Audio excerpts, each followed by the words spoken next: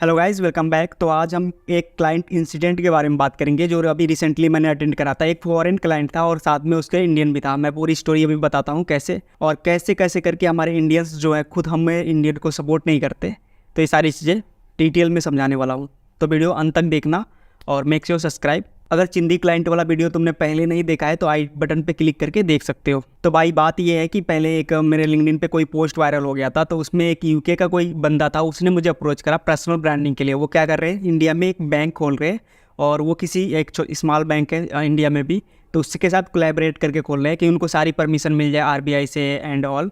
तो वो क्या कर रहे हैं, एज अ बैकएंड में काम कर रहे हैं। लाइक जो मेन फ्रंट होएगा वो इंडियन बैंक होएगा और उनका सारा जो टेक्नोलॉजी है, वो सारी जो चीज़ें हैं वो बैकएंड में काम करेगी।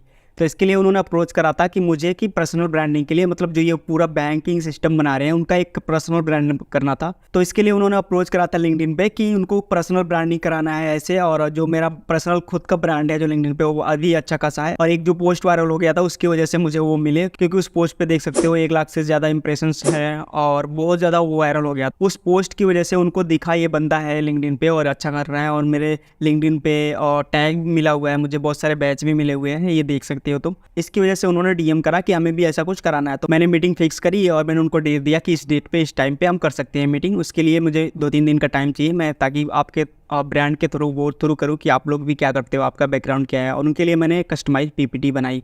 उसके बाद जो सेम डे जो मीटिंग डे था, उस दिन मीटिंग में 3 बंदे थे।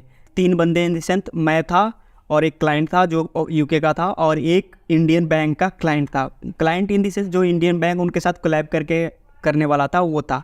ये 3 लोग थे मेन मीटिंग में। उसके बाद क्या हुआ, मीटिंग स्टार्ट हुई, थोड़ा बहुत इंट्रोडक्शन वगैरह हुआ कि मेरा बैकग्राउंड वगैरह मैंने बताया, उनका भी जाना कि वो भी क्या करते हैं। और उस बंदे ने कुछ भी नहीं बोला, वो इंडियन बंदा था और उसने कुछ भी नहीं बोला, आराम से चुपचाप था। और जैसे ही 2-3 मिनट हुए उसके बाद वो बोल रहा है कि I am sorry, I am leaving this meeting, और उससे चला गया बिना कुछ बताए कि क्यों जा रहा है और क्या हुआ। इससे थोड़ा निगेटिव इम्पैक्ट पड़ता है, क्योंकि 3 बंदे हैं और 2 बंदे ने एक बंदे ने मीटिंग ही छोड़ दी और वो भी इंडियन था, तो उसने थोड़ा बहुत निगेटिव इम्पैक्ट पड़ता है इससे। तो इसमें क्या होगा कि कोई अगर सपोज कोई तुम मीटिंग कर रहे हो उसमें अचानक से बंदे छोड़ के जाते हैं तो उसमें थोड़ा प्रॉब्लम होती है, क्योंकि उसने बिना रीज़न दिए कि कोई काम है, कहाँ जा रहा है, बिना कुछ बोले चला गया और वो इंडियन था। तो उसने जब मेरा पूरा प्लान भी नहीं सुना और सारी चीज़ें भी नहीं सुनी, कुछ भी वो नहीं सुना, थोड़ा बहुत इंट्रोडक्शन सुना होगा और उसके बाद वो लेफ्ट करके गया। तो इसमें क्या हुआ, थोड़ा बहुत निगेटिव परसेप्शन क्रिएट हुआ और चला गया। तो वो बंदा क्या चाहता होगा कि जो बंदे उसने रिकमेंड करा है उसको वो लोग हायर करें रेदर देन मी, मतलब मैं एज एजेंसी काम करूँ या मैं एज एन ब्रांडिंग करूँ उनका। वो सोच रहे होंगे कि वो बैंक खुद है तो खुद ही ब्रांडिंग करें उनका और उसमें वो ज़्यादा पैसे कमाए, कुछ ऐसा करके। और जो यूके का क्लाइंट था वो लड़की थी मेनली, तो वो मेरे जो मीटिंग स्टार्ट हुआ वहाँ से लेके मैंने उसको सारी पीपीटी समझाई, सारा स्ट्रक्चर समझाया कि हम कैसे कैसे कर सकते हैं। और मैं खुद फिनटेक में काम करता हूँ, अभी जॉब भी करता हूँ मैं फिनटेक में, तो मुझे बहुत अच्छी खासी नॉलेज है इसमें। तो मैंने उसको सारा चीज़ बताया इन डिटेल इन डेप्थ कि मैं अपने कंपनी के लिए क्या क्या करता हूँ।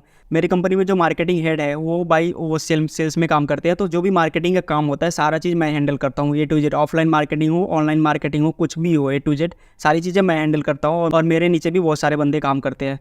तो इस केस में मैंने उसको समझाया सारी चीज़ें। वो बंदी इतने ज़्यादा इंप्रेस हो गई कि वो मुझे हायर करने के लिए ऑफर देने लगी कि ऐसे ऐसे हम भी कर सकते हैं कि अगर आप मेरे फॉर्म के साथ जुड़ जाए, समथिंग लाइक दैट। लेकिन मैंने बोला नहीं, मैं इंडिपेंडेंट ही काम करता हूँ और मेरे साथ जो टीम है, जो मेरा एडिटर है जो ये वीडियो एडिट करेगा, या फिर जो मेरे साथ राइटर हैं और जो मेरे साथ थोड़े बहुत जो आप लोग भी जुड़े हुए हो, तो जो भी थोड़े बहुत काम कर देते हो, थोड़े बहुत जो भी हम फ्रीलांसिंग का करते हैं, ये सारी चीज़ें।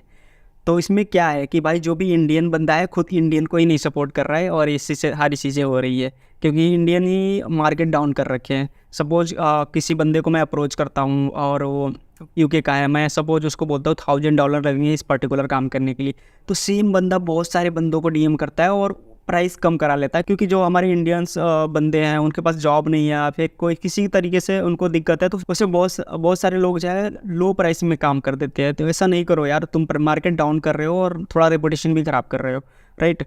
और तुम अपना प्राइसिंग एक फिक्स रखो, उसके नीचे काम ही मत करो। और उसके नीचे काम उठाते हो तो किसी और को दे दो, लेकिन ट्राई करो जो स्टैंडर्ड है इंडस्ट्री का वो मेंटेन करो। और यार ये सब चीज़ें मत करो। और जो भी हमारे इंडियंस है, जो भी भाई इंडियन लोग हैं, वो लोग भी भाई दूसरे का मार्केट मत ख़राब करो। क्योंकि सपोज कोई भी मुझे भी अप्रोच करता है और मुझे बोलता है कि ये बंदा बोल रहा है कि $500 में कर देगा, मैं आप $1000 चार्ज कर रहे हो, तो मैं ऐसा नहीं बोलता कि उससे मत कराओ मुझसे कराओ। मैं बोलता हूँ अगर वो कर दे रहा है और अगर आप सेटिस्फाइड हो तो करा लो, लेकिन भाई मैं $1000 बोल रहा हूँ और किसी काम का $1000 है तो तुम उसको $10 में मत करो, $100 में मत करो, क्योंकि तुम मार्केट को नीचे डाल रहे हो। और जो भी भाई इंडियंस है, भाई इंडियंस को सपोर्ट करो। अगर तुमको कोई क्लाइंट मिलता है और तुम उस काम को नहीं कर सकते तो किसी और को दे दो कि ये बंदा कर देगा आपका काम। और ऐसे मेरे साथ बहुत सारे बंदे हैं जो हम अब एक कम्युनिटी बना रखी है हमने, जो इस व्हाट्सएप पे बहुत सारे लोग जुड़े हैं।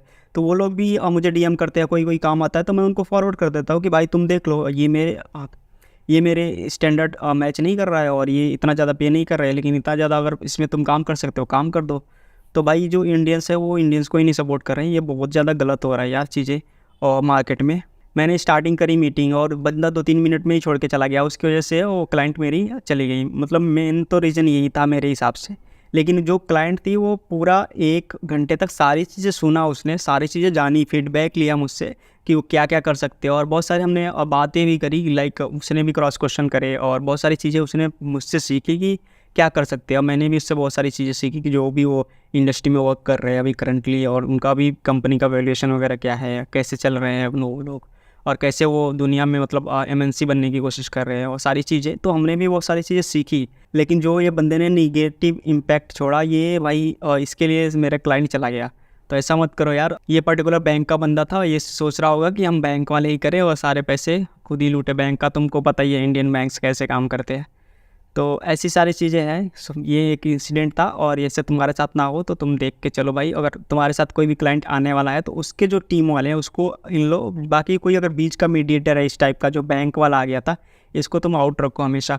बोलो नहीं, आप खुद रहो, आप डिसीजन में करो तो आप ही रहो, और बाकी बीच में किसी को मत आने दो। तुम अपनी टीम वालों को रख सकते हो, सामने वाले पार्टी के टीम वालों को रख सकते हो, इससे ज़्यादा किसी को भी मत रखो। तो ये एक क्लाइंट इंसिडेंट था और ये क्लाइंट इंसिडेंट का सेकंड वीडियो है। फर्स्ट वीडियो नहीं देखा है तो तुम यहाँ पे राइट बटन पे क्लिक करके देख सकते हो। ऐसे मैं क्लाइंट इंसिडेंट शेयर करता रहता हूँ, लाइक जो क्लाइंट कन्वर्ट नहीं होते वही शेयर करता हूँ, जो कन्वर्ट हो जाते हैं वो भी ट्राई करूँगा शेयर करने के लिए। अभी हमने एक क्लाइंट को छोड़ दिया है क्योंकि वो लेस पे कर रहा था और उसने प्रॉमिस किया था कि हम एक सर्टेन मतलब 3 महीने 6 महीने के बाद हम इतना पे आउट बढ़ाने वाले हैं।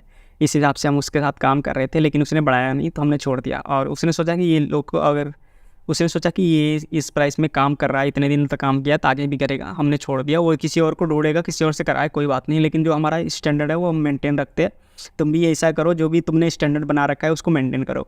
सपोज़ तुमने किसी सर्विस के लिए, सपोज़ तुमने कोई भी सर्विस है तुम्हारा, उसके लिए तुमने अगर 20,000 सेट कर रखा है, अगर उसमें क्लाइंट बोलता है कि नहीं 18,000 करो, तो ऐसा मत करना, मैंने पहले भी सजेस्ट कर रखा है। तुम क्या कर सकते हो, तुम डिलीवरेबल्स बढ़ा सकते हो। लाइक 20,000 में ये काम कर रहा हूँ तो 20,000 में थोड़ा सा ये भी काम कर दूंगा थोड़ा सा।